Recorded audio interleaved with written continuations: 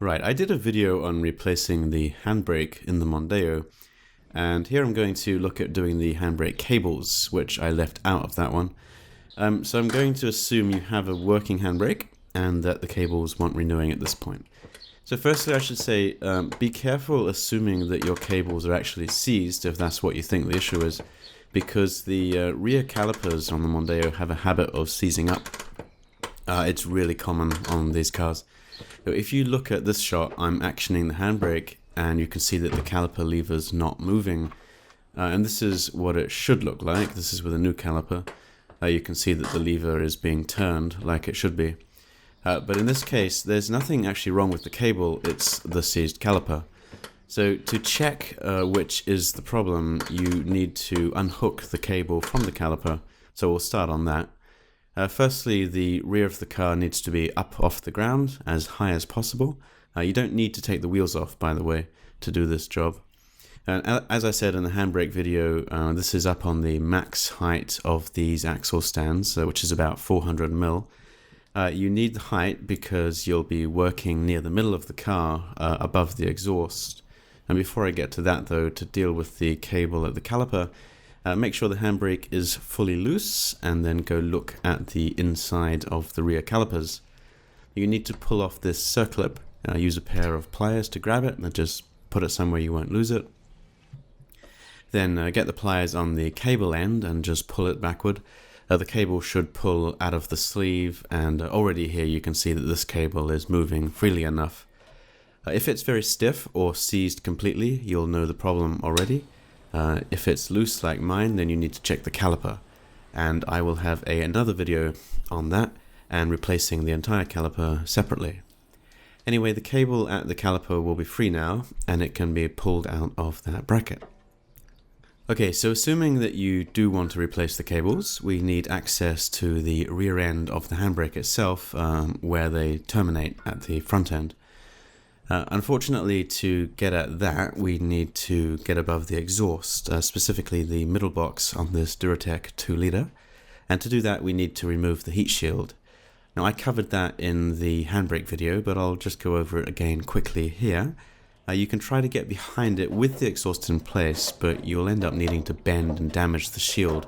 So I suggest that you lower the exhaust, as much of a hassle as it is. And on that, I do have a separate video on removing the exhaust, which I'll link to. So I suggest you pause here and go watch that one. But basically, you just need to unhook the hangers and let the whole exhaust drop away from the car. It'll flex at the front on its flexi pipe.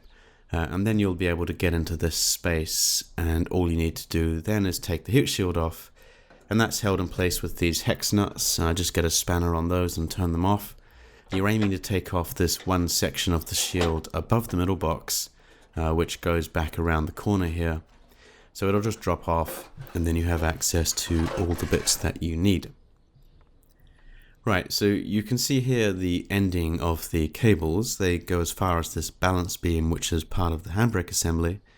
Again, you can test the system if you want. The handbrake being actioned should apply force equally to both cables via the balance beam, which will pull each caliper lever back at the rear brakes. So the cables should be moving freely inside the sleeves here, which themselves are clipped into that bulkhead. So in my case, as I said, the left caliper is seized in these shots, which is why this looks skewed as it's being pulled. Anyway, you need to unhook the cables from the balance beam, which should be easy given that you've disconnected them from the calipers already. If they're seized solid and you can't move them, then you may need to back off the adjustment nut on the handbrake, or pull back the cable on the self-adjuster depending on which type of handbrake you have. Then all that's left to do is remove the cables from the car. I'll show you removing the left side first. With the heat shield removed, it's easy to follow its path. It's mostly held in place with these plastic clips that for the most part are easily released. But there are a few tricky bits and one more section where we need to get a little bit more access. At the rear suspension arm, the cable is clipped on with this metal bracket. Firstly, it may or may not be cable tied on here, as it's a known problem for the cable to knock against the arm here and make some noise, which leads to people adding cable ties here. So cut any of them away first. And then next, the metal clip will come off with sufficient force applied to the tab at the bottom, like so. And then this clip is actually in two parts. If you look at the inside surface, you can see how the clamp part is plugged into it. You need to use pliers to depress the hooks and just unplug it as shown. And at this point you could put the bracket back on the suspension arm while you still remember how it goes. And the plastic clamp comes apart as shown. You'll probably need to get a blade in there to encourage it a little bit.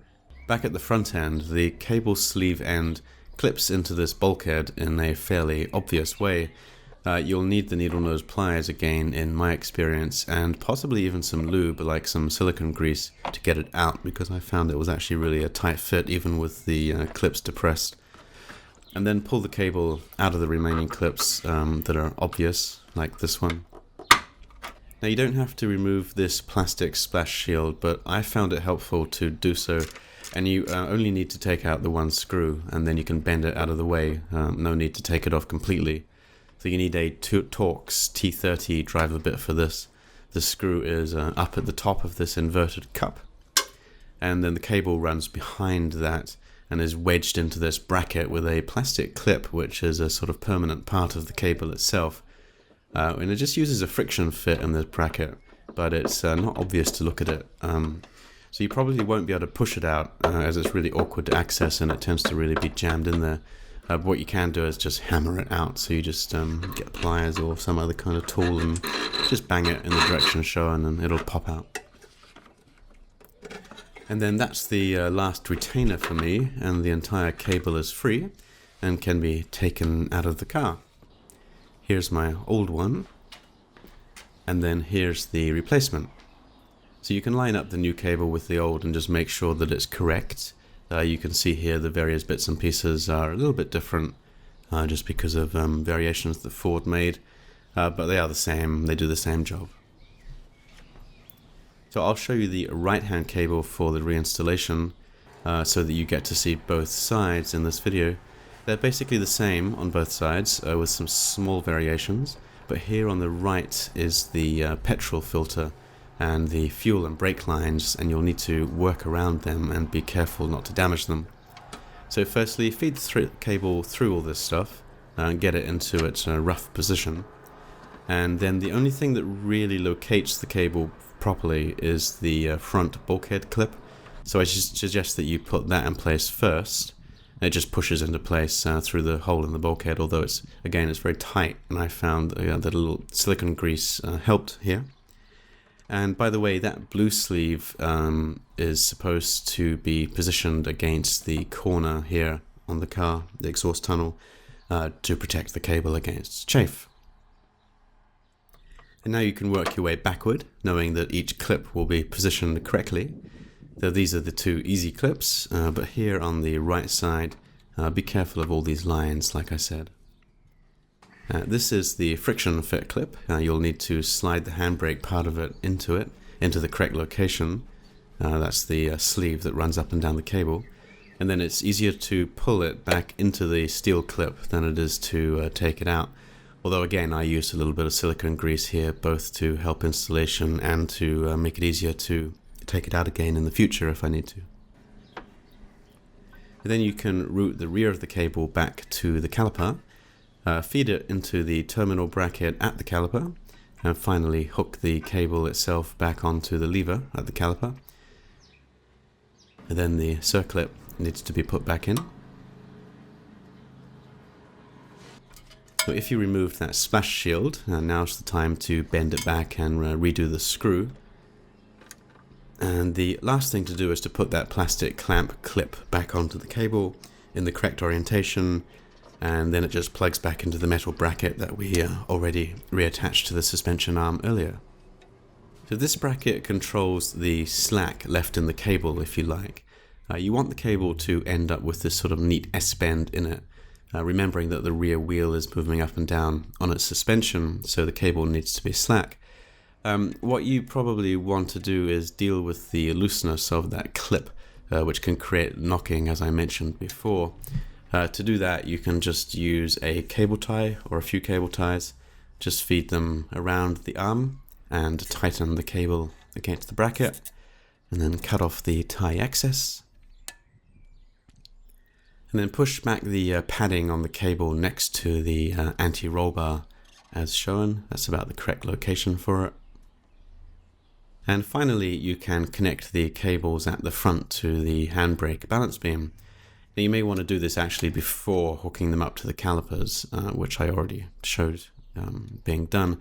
If it's too tight to get them on, you could just unhook the calipers again, or you could back off the handbrake adjustment to give yourself enough slack,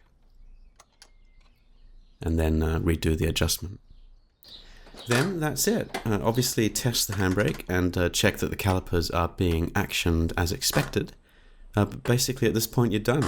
So I hope that was helpful. Have fun.